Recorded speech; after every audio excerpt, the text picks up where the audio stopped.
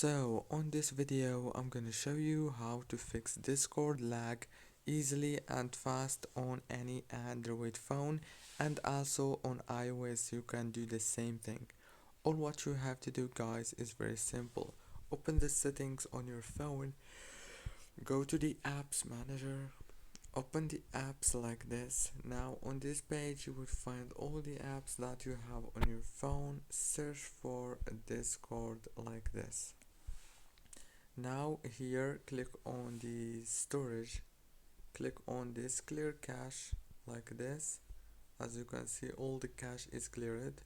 Go back, click on the data usage, make sure that everything right here is enabled.